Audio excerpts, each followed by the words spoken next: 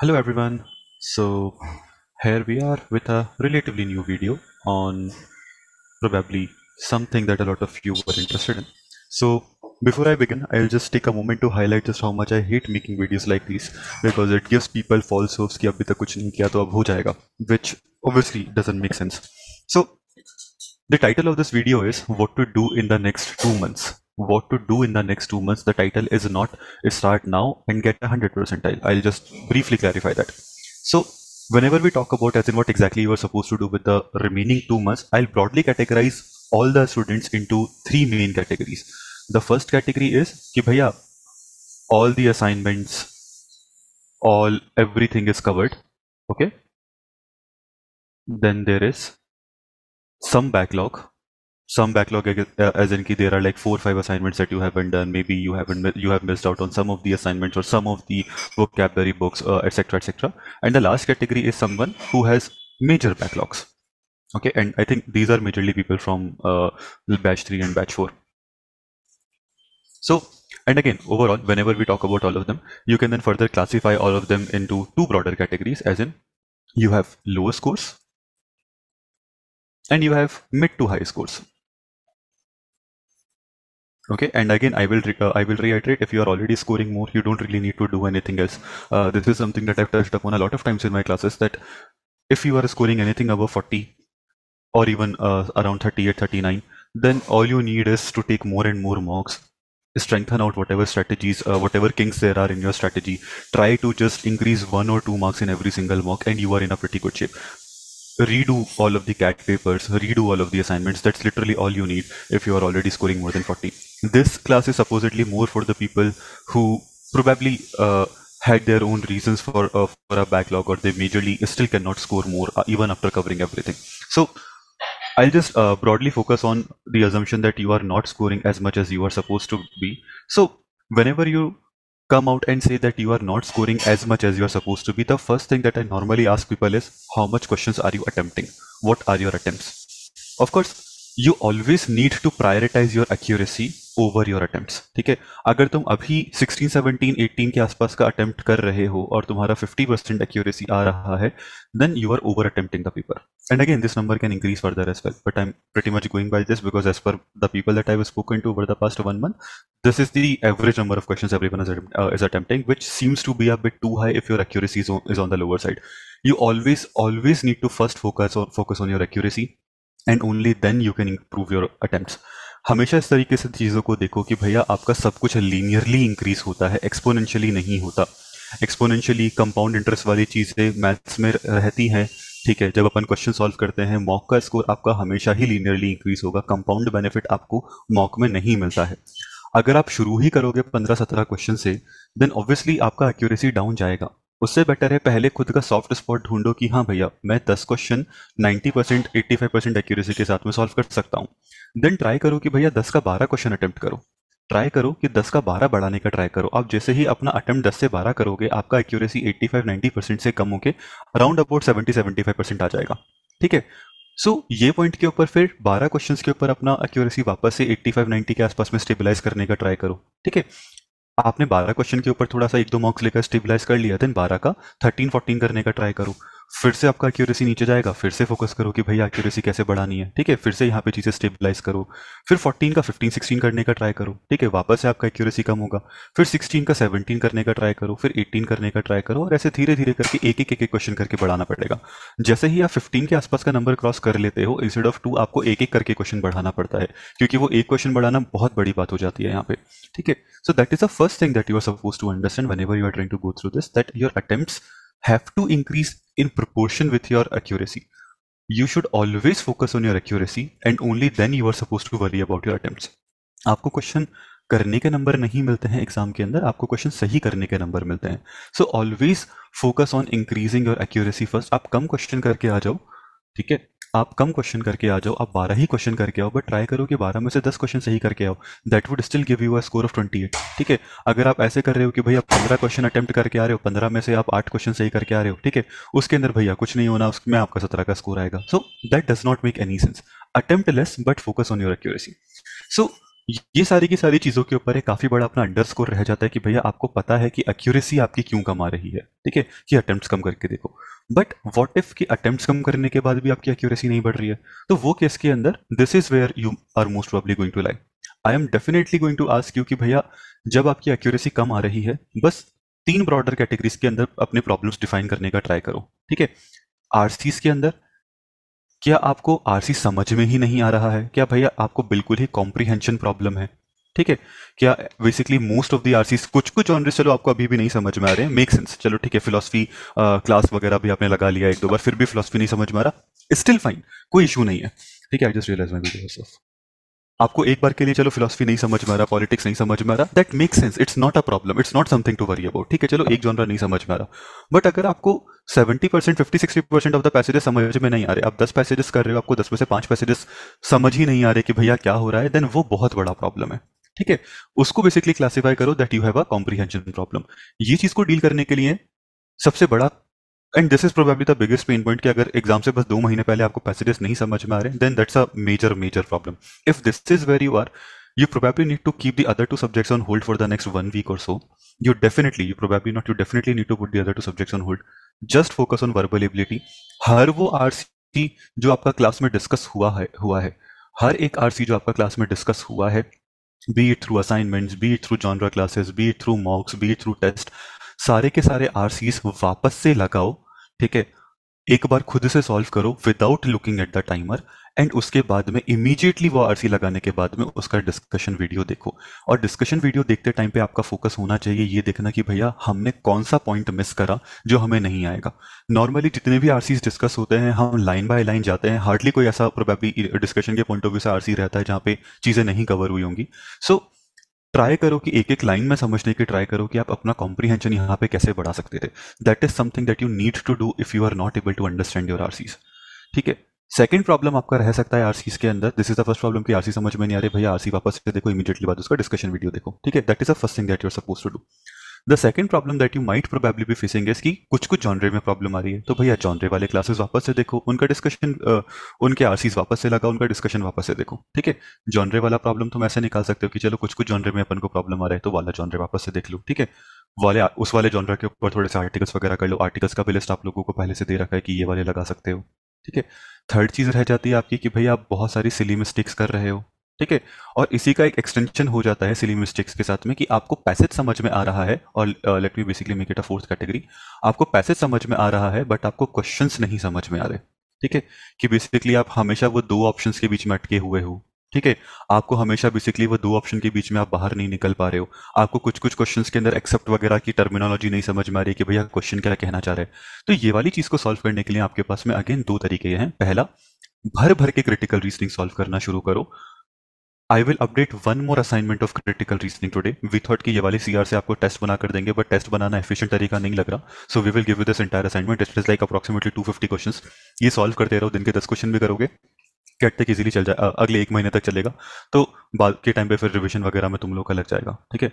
तो भैया ये चीज़ एक बार के लिए पूरी की पूरी करो अपनी, ठीक है। क्रिटिकल रीजनिंग के जितने क्वेश्चंस लगाने हैं, क्रिटिकल रीजनिंग के क्लासेस पूरे के पूरे वापस से रिवाइज करो, जो तुमको कॉम्प्रिहेंशन वाली चीज़ में भी करनी है, ठीक है, कि सीआर के भी वीडियो तुमको एक बार में वापस से लगाने हैं विद क्वेश्चंस की कहाँ पे प्रॉब्लम आ रही है। यहाँ पे भी सीआर के क्लासेस वापस से लगाओ, सीआर के क्वेश्चंस और ज़्यादा लगाओ। दो ऑप्शंस के बीच में जब आप फंस रहे हो, हमेशा ये चीज़ एनालाइज करो कि भैया दूसरा जो ऑप्शन हमने एलिमिनेट किया वो हमने क्यों एलिमिनेट किया। Even if you are doing something right, always go back and analyse कि क्या तुम्हारा सही करने का लॉजिक ठीक था, ठीक है। इसको फंडामेंटली इस तरीके से देखो भैया कि अगर तुम दो ऑप्शंस के बीच में फंसे हुए हो, तुम्हारे सही होने की प्रोबेबिलिटी 50% है।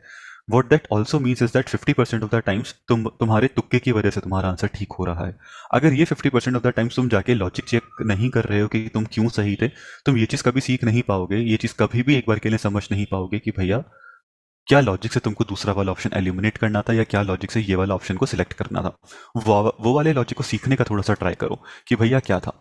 इसके ऊपर तुम लोगों को काफ़ी सारे 2 या 3 वर्बल एबिलिटी के कंसेप्ट वीडियोस भी दे रखे हैं, ठीक है। एक तुम्हारा डिस्टॉर्शंस के ऊपर पूरा का पूरा क्लास हुआ है, आई थिंक 10-15 मिनट का वीडियो है। एक तुम्हारा फिगरेटिव आंसर्स के ऊपर हुआ है पूरा का पूरा वीडियो। ये वाले वीडियोस एक बार वापस से देखो, ठीक है, इसमें भी काफ़ी ज़्यादा हेल्प मिल जाएगी। सिली मिस्टेक्स अवॉइड करने का सबसे अच्छा तरीका ये है, एक छोटा सा एक्सेल वगैरह में, नोटबुक वगैरह में मेंशन करते रहो कि ये वाली सिली मिस्टेक कर रहे हो। हर मॉक के पहले एक बार ये वाला पूरा का पूरा अपना लिस्ट देखो एंड मेक श्योर मेंटली सोच के जाओ कि ये वाला लिस्ट नहीं निकालना है, ठीक है, ये वाला लिस्ट में से सिली मिस्टेक रिपीट नहीं करना है। ये हो गया अपना पूरा का पूरा रीडिंग कॉम्प्रीहेंशन का। 4 तरीके के अपने पास में प्रॉब्लम्स आएंगी। कॉम्प्रीहेंशन प्रॉब्लम है, सीआर के वीडियोस वापस से लगाओ, आरसी के जितने भी क्लास में डिस्कशन हुए हैं, ठीक है, वाले आरसी वापस से लगाओ, इमीडिएटली उनके बाद में डिस्कशन वीडियोस देखो। जॉनरे में प्रॉब्लम है, जॉनरे वाले वीडियोस देखो। क्वेश्चंस नहीं कर पा रहे हो तो सीआर लगाना शुरू करो, नया असाइनमेंट में दे दूंगा आपको आज रात तक, ठीक है। सीआर का नया असाइनमेंट पूरा लगाना शुरू करो और इसके जितने भी कंसेप्ट वीडियो से रिलेटेड वो देखो, ठीक है। यहाँ पे भी आपको सीआर ऑल्सो रिवाइज करनी है पूरी की पूरी। सिली मिस्टेक्स के लिए एक शीट बना के रखो, खुद का वर्कशीट वगैरह पेज बना के रखो, हर मॉक से पहले एक बार, हर सेक्शन से पहले ये वाला शीट रिवाइज करो और खुद को बोलो कि हाँ भैया ये वाली गलती नहीं करेंगे।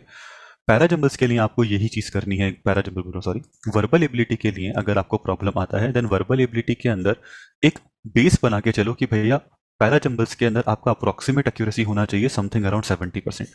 अगर आप 70% के आसपास हो, आपको काफी बार लगता है कि पैराजम्बल काफी सारे गलत हो रहे हैं, बट अगर आप 70% के आसपास हो, आप अच्छा कर रहे हो पैराजम्बल्स में। Because parajumbles is not something जहां पे हमें बहुत ज्यादा टाइम लगा के इंप्रूवमेंट का बहुत सिग्निफिकेंट इंप्रूवमेंट मिलेगा। फिर आपके पास में बच जाता है पैराग्राफ समरी। पैराग्राफ समरी के बीच में ऑप्शन एलिमिनेशन के ऊपर थोड़ा ज्यादा फोकस करो। इसके लिए आपको बस प्रैक्टिस करनी है और कुछ नहीं करना। इनिशियली भी आप ये चीज करते थे, जब आरसीज वगैरह बना रहे हो, मैपिंग वगैरह में भी आपको ये चीज हेल्प करेगी, बस प्रैक्टिस करने पे फोकस करो पैरा समरी के लिए। फिर आपका बन जाता है फिल इन द ब्लैंक, फिर आपका बच जाता है पैरा कंप्लीशन, फिर आपका बन जाता है ऑड मैन आउट, ठीक है। भैया ये सारी की सारी चीज़ों के अंदर भी आपको बस प्रैक्टिस करनी है। असाइनमेंट जो आपको दे रखे हैं, पैराजम्बल का जैसा अलग से आपको असाइनमेंट नहीं दिया अभी तक, ऑड मैन आउट का भी आई थिंक अलग से असाइनमेंट नहीं दिया अब तक, ये वाले असाइनमेंट नहीं है अभी, बाकी जितने हैं एक बार उनको रिवाइज करो। ये वीक के एंड तक, ये वीक के मिड तक मैं आपको पैराजम्बल ऑड मैन आउट का भी असाइनमेंट नया दे दूंगा, तो आप वो प्रैक्टिस करो। आपकी और ज्यादा जितने भी यहाँ पे डाउट्स हैं वो आपके धीरे धीरे कवर होते जाएंगे। So you don't really have to worry about verbal ability. Verbal ability आप जितना प्रैक्टिस करोगे आपका अगेन लीनियरली इंक्रीज होता रहता है। सो ये सारी की सारी चीजें हम यहीं से पूरा का पूरा आ जाते हैं कि भैया अगर आपका मेजर बैकलॉग है तो आपको डेफिनेटली ज्यादा प्रॉब्लम आएगा, ठीक है। अगर आपका स्कोर अच्छा भी आ रहा है देन भैया एटलीस्ट ये सब जो आपको राइट हैंड साइड पे बताया है ये सब एटलीस्ट कवर करो। सीआर के वीडियोस वापस से देखो, सीआर के असाइनमेंट डिस्कशंस कवर करो, जो भी आरसीस में डिस्कशन हमने किया है वो वाले डिस्कशन वीडियोस वापस से देखो, ठीक है। बैकलॉग आपका थोड़ा सा है, again that goes back to the same thing कि भैया बैकलॉग अगर थोड़ा सा ही है तो भैया वो भी खत्म कर लो, ठीक है। ज्यादा कुछ है नहीं, जल्दी से खत्म कर लो। और अगर आपका थोड़ा सा बेसिकली सारा सब कुछ असाइनमेंट वगैरह कवर है फिर भी स्कोर वगैरह नहीं आ रहा है, देन ये वाला प्रोसेस फॉलो करो। Give it 7 to 10 days। अगर उसके बाद भी आपका स्कोर नहीं इंप्रूव हो रहा है, please reach out to me इधर डायरेक्टली और थ्रू सम अदर फैकल्टी। अगर डायरेक्टली आपको नहीं पता कैसे रीच आउट करना है तो we will have a conversation and we will figure out कि भैया कहाँ प्रॉब्लम आ रही है। बट 7 से 10 दिन का इसको पूरा का पूरा टाइम दो, ठीक है। ये वाला प्रोसेस खत्म करो, डेफिनेटली आपको इंप्रूवमेंट यहाँ पे लगेगा। Through out this entire process आपको कभी भी ऐसा नहीं लगना चाहिए कि भैया अगर कोई एक्स प्रॉब्लम है हमें नहीं पता ये प्रॉब्लम को सॉल्व कैसे करना है, ठीक है। आपको पूरे के पूरे एक एक चीज का क्लास वगैरह के अंदर सब कुछ डिस्क्राइब करके दे रखा है, ठीक है। एक्स कुछ भी आपका प्रॉब्लम हो सकता है कि पैराजम्बल कैसे सॉल्व करना है, पैराजम्बल का थ्योरी सेशन देखो, ठीक है। काफी चीजें आपकी वहां पे क्लियर हो जाएंगी। आपको नहीं पता एक बार में कि वोकैबुलरी डिफिकल्ट है उससे कैसे डील करना है, वो चीज के ऊपर भी आपके क्लासेस वगैरह के अंदर सारी डिस्कशंस करा रखे हैं, वो चीज देखो, ठीक है। आपको नहीं पता कि भैया ऑप्शन एलिमिनेशन कैसे करना है, लिटरली अपन हर एक क्वेश्चन के अंदर ऑप्शन एलिमिनेशन करते हैं।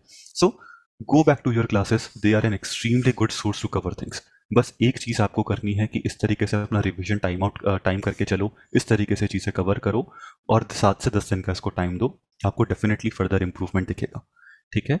ये आपको पूरा का पूरा करना है अगले 2 महीने के हिसाब से, 2 महीने भी नहीं बल्कि अगले 1 महीने का ये है, ठीक है। लास्ट के 1 महीने के अंदर वापस से एक मैं वीडियो बना दूंगा, वही चीज करेंगे, ठीक है। अगले 1 महीने के लिए ये पूरा का पूरा टारगेट लेके चलो कि बस यही चीजें करती रहनी है, इसी तरीके से अपन इंप्रूवमेंट करेंगे। जब आपका ये चीज खत्म हो जाता है, ठीक है, तब सारी की सारी फाइट आ जाती है कि अब आपको स्कोर इंप्रूव कैसे करना है, ठीक है। अब आपको स्कोर इंप्रूव कैसे करना है, भैया हम 10 पे पड़े हुए हैं, 10 का 50 पे कैसे जाएं, ठीक है। हम 20 पे पड़े हुए हैं, 20 का 50 पे कैसे जाएं। हम 30 पे हैं, 30 का 50 पे कैसे जाएं। हम नेगेटिव हैं, नेगेटिव का 50 पे कैसे जाएं। अपन को तो बेसिकली ये टारगेट करना है ना कि अपना एटलीस्ट 50 तो आए, 50 के आसपास में अपन बोल सकते हैं कि हाँ चलो 99 डेफिनेटली क्रॉस हो जाएगा, ठीक है। सो भैया यहीं पे पूरा का पूरा रह जाता है कि आप अभी सबसे बड़ा प्रॉब्लम खुद के साथ में क्या, सबसे ज्यादा प्रॉब्लम आपके अभी क्या आएगा कि आप हमेशा ये सोच रहे हो कि आप यहाँ से डायरेक्टली यहाँ पे जंप हो जाओगे, which is never going to happen. आपको हमेशा चीजें लीनियरली ही करनी पड़ेंगी। अगर आप नेगेटिव पे हो, पहले पॉजिटिव आने की ट्राई करो, पहले 0 आने की ट्राई करो, फिर 10 नंबर ट्राई करो, फिर 20 नंबर पे आओ। आप हर एक मॉक के अंदर बेसिकली बस ये ट्राई करो कि भैया अगर जैसे नेगेटिव ऑब्वियसली आपको बड़े लीप्स लेने पड़ेंगे कि अगर आप -5 का स्कोर कर रहे हो for instance, you definitely have to figure out कि भैया -5 का जीरो कैसे करें, 2-3 नंबर कैसे लेकर आएं। ठीक है, वो चीज़ के लिए डिस्कशन वीडियोस देखो कि भैया क्या गलत कर रहे हैं, और अगर आपका नेगेटिव का स्कोर आ रहा है या आपका लेस देन 10-15 का स्कोर आ रहा है किसी भी तरीके से, देन दैट बेसिकली मीन्स कि आपको कहीं ना कहीं पे फंडामेंटल कॉम्प्रिहेंशन प्रॉब्लम है। तो जो ऊपर आपको बताया है, you have to go back to that. ठीक है, सो यहाँ पे आपका 10-15 तक का तो भैया ये कवर हो गया कि ऊपर जो आपको बताया कॉम्प्रिहेंशन प्रॉब्लम, उस तरीके से चीज़ों को डील करो। अगर आप 20 से 30 वाले रेंज के अंदर आ रहे हो, अभी स्कोर के अंदर 20 से 30-35 वाले रेंज के अंदर आ रहे हो, दैट प्रोबेबली मीन्स कि या तो आप ओवर अटेम्प्ट कर रहे हो या आप वर्बल एबिलिटी को ढंग से कैपिटलाइज नहीं कर पा रहे हो। तो ये दो चीज़ों के ऊपर फोकस करो, शायद 2-3 क्वेश्चन अटेम्प्ट कम करो, देखो कि क्या स्कोर के ऊपर इंप्रूवमेंट आ सकता है। वर्बल एबिलिटी में क्या गलतियां कर रहे हो वो चीज़ निकालने की ट्राई करो। And when I am talking about verbal ability, try not to think of IMS mocks, because IMS mocks का, as I keep on saying, verbal ability का कंटेंट इतना अच्छा नहीं है। आरसी फिर भी अच्छे हैं, वर्बल एबिलिटी का कंटेंट इतना अच्छा नहीं आया। सो डू नॉट जज your verbal ability on IMS मॉक्स. EG mocks, EG sectionals, or some other mock provider that you are taking would be a much better source to judge your verbal ability aptitude. So that is basically something that you just need to overall understand कि भैया ये दो चीज़ों पे शायद हम focus नहीं कर पा रहे। अगर आप जैसे ही 25-30 वाले रेंज को क्रॉस करने लग जाते हो, आपका पूरा का पूरा फोकस ये होना चाहिए कि हर एक मॉक के अंदर हम 2 या 3 नंबर अपने कैसे बढ़ा सकते हैं, हम एक एडिशनल क्वेश्चन कैसे सॉल्व कर सकते हैं, एक एडिशनल सही क्वेश्चन कैसे सॉल्व कर सकते हैं। ठीक है, अगर आप 12 क्वेश्चन सॉल्व कर रहे हो, ठीक है, 12 क्वेश्चन सॉल्व करने में अगर आप 10 क्वेश्चन एक बार के लिए करेक्ट कर रहे हो, आपका 28 का स्कोर आएगा। ठीक है, ट्राई करो कि भाई अगली बार 11 क्वेश्चन कैसे सही कर पाएं। ठीक है, 13 सॉल्व करके शायद एक अपन बनाएंगे तो एक बार अपने हो सकता है 11 सॉल्व हो जाए। ठीक है, अप्रॉक्सीमेटली 30 का तो स्कोर अपना बढ़ेगा, 2 से अपन इंक्रीज कर पा रहे हैं। ऐसे एक एक करके 2-2 करके अपना नंबर बढ़ाने की ट्राई करो। ये मत सोचो कि भाई 30 का सीधा 50 हो जाओगे। And throughout this process you always have to look at your average scores and not your कि ये वाले मॉक के अंदर बहुत ही बड़ा डिप आ गया। भैया आपका मॉक का स्कोर हमेशा वर्बल एबिलिटी में एक W ही फॉलो करेगा। किसी भी तरीके से आप देखो, आपकी लास्ट ईयर 100 परसेंटाइल भी आई हो, भैया आप लेकर आओगे यहाँ पे 50-60 परसेंटाइल किसी न किसी एक मॉक में। तो ठीक है, हो सकता है मल्टीपल मॉक्स में लेकर आओ। कुछ बच्चों का भैया 1 या 2 मॉक का ट्रफ होता है, कुछ बच्चों का भैया 7-8 मॉक्स का ट्रफ चलता है, बट ट्रफ आएगा, सबके ये वाला फॉल आएगा। ठीक है, किसी के लंबा चलेगा, किसी के छोटा चलेगा, बस फॉल से डरना नहीं है, ट्रफ से डरना नहीं है। कॉन्स्टेंटली बस एनालिसिस पे फोकस करो। Most of you are currently in a verbal ability trough, which is okay, which is totally fine. Load नहीं लो इस चीज़ का, बस एनालिसिस पे फोकस करो। हर मॉक में बस ये चीज़ पे फोकस करो कि यहाँ से भैया 2 या 3 नंबर अपन फर्दर कैसे बढ़ा सकते थे, 1 या 2 क्वेश्चन अपन और कैसे अटेम्प्ट कर सकते थे, ऐसा कहाँ पे अपन ने टाइम वेस्ट किया जिसकी वजह से शायद हमारा एक क्वेश्चन छूट गया।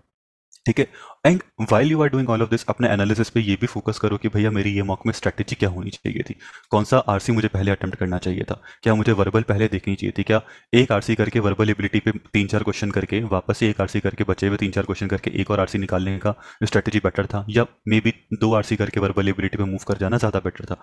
हर एक मॉक के अंदर ये चीज़ एनालाइज करो, हर एक मॉक में देखो कि तुम्हारे लिए क्या चीज़ बेटर काम कर सकती थी। ठीक है, so these should be your primary focuses कि तुम्हारा स्ट्रेटेजी क्या है। हर एक मॉक के अंदर अप्रोक्सीमेटली 1-2 क्वेश्चन और कैसे अटेम्प्ट कर सकते थे, हर एक मॉक के अंदर 2-3 नंबर और अपन कैसे बढ़ा सकते थे। The should be your primary focus once you start to breach that 30 वाला रेंज। ठीक है, अभी भैया सीधा सीधा देखो, अप्रोक्सीमेटली तुम 20-25 मॉक्स और दोगे अभी अगले 2 महीनों के अंदर। ठीक है, 20-25 मॉक्स के अंदर अगर तुम हर एक मॉक में भी एक एक नंबर भी बढ़ा रहे हो, तुम अप्रोक्सीमेटली 50 क्रॉस कर जाओगे। अगेन आई नो कि बोलना बहुत ज़्यादा ईजी होता है कि एक एक नंबर बढ़ा लो, करना बहुत ज़्यादा मुश्किल होता है, बट भैया ये चीज़ तुम्हारी हमेशा इंक्रीमेंटल और इंक्रीमेंटल पेस पे चलेगी। 30 का 35 करना ईजी होगा, 35 का 37 करना डिफिकल्ट होगा, 37 का 40 करना शायद और ज़्यादा डिफिकल्ट होगा। ठीक है, तो एटलीस्ट 30 का 40 करने का ट्राई करो, जो ईजी वाली चीज़ है एटलीस्ट वो निकालने का ट्राई करो कि एटलीस्ट 40 पे आ जाओ। ठीक है, 40 भी एक बार के लिए लेने लग जाओगे तो भैया 40 का फिर 42, 43, 44 तक चले जा सकते हो, पॉसिबिलिटी है। ठीक है, बट एक एक दो करके लीनियरली अपना नंबर बढ़ाने का ट्राई करो, ये मत देखो कि सीधे 30 का 50 करने का ट्राई कर रहे हो। ठीक है, that is not going to work, उसकी वजह से बस डिमोटिवेट हो गए। ठीक है, so just focus on these things अभी के लिए, अगले 1 महीने के लिए। 1 महीने बाद वापस ऐसा सेशन रखते हैं, फिर और ज़्यादा बात करते हैं कि भैया क्या करना है क्या नहीं करना है, ओवर करते हैं इसको। I hope this session will help you people. Thank you, godspeed, bye bye.